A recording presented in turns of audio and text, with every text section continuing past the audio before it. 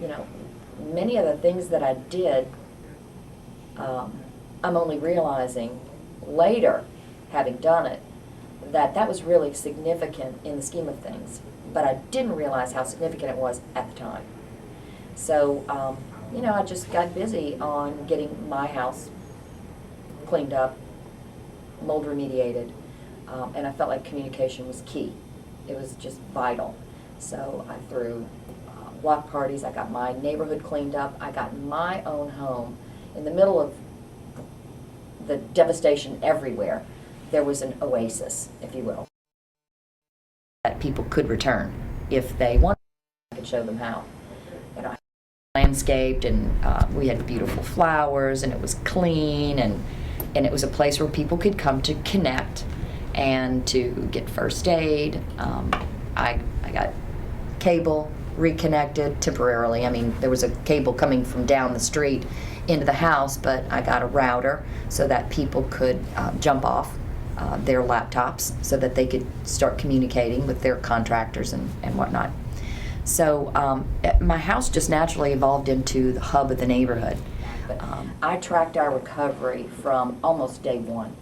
I went down to city planning and got a map of my neighborhood, and I put it on, I laminated it, and I took Crayolas, and I still have that map, by the way. We should put that in the archives.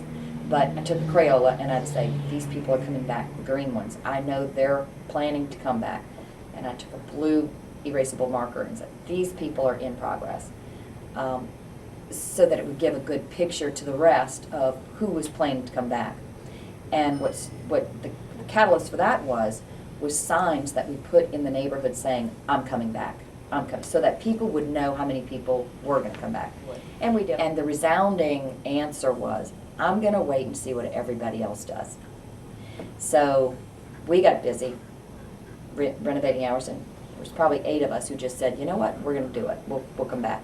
So we started rebuilding. So on this day, when I had this big neighborhood party where people came to get us to connect with each other and I got their information, I also provided an app where they could go, that I had X'd the other homeowners, the 8 of us other ones who were in the process of rebuilding, so that all the neighbors, when they came in, would be able to speak to other homeowners who had been counseled on what to say about the challenges they faced, how they were living in a FEMA trailer, how they were living upstairs and renovating their downstairs, and just be able to speak to somebody who was in progress.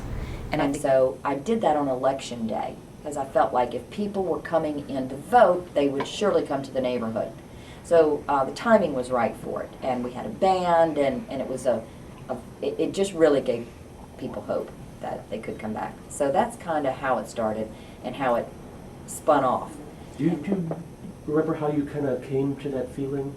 That we were going to return? No, that it was important for the people who were sitting on the fence to see that there were people who were committed, so that you really have a critical mass. It's all about image. It's about communication, image. And I wanted to portray an image of my neighborhood that we were returning. Exactly. And I did that, kind of fabricated or put it to the most positive light, even with city government.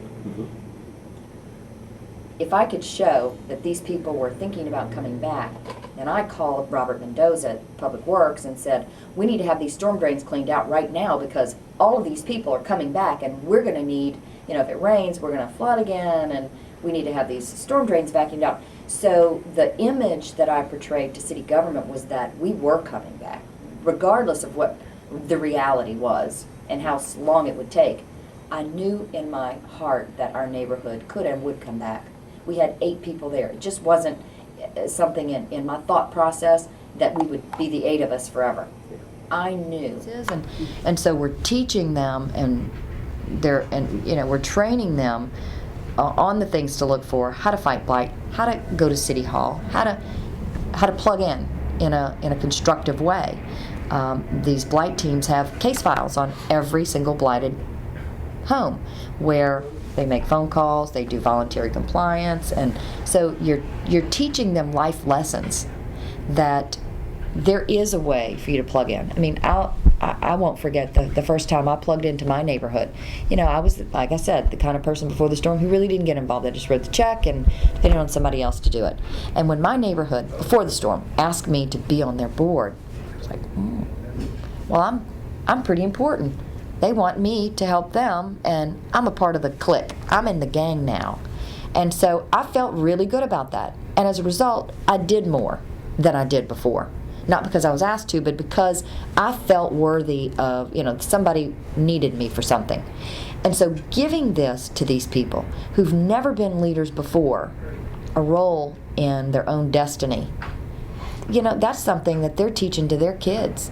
That you don't have to just sit around and wait for government to help you.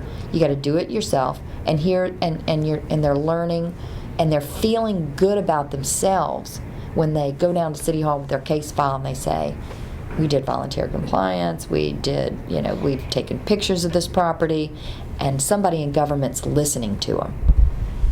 To me, that's the best thing about what this model brings to neighborhoods, the empowerment piece. What's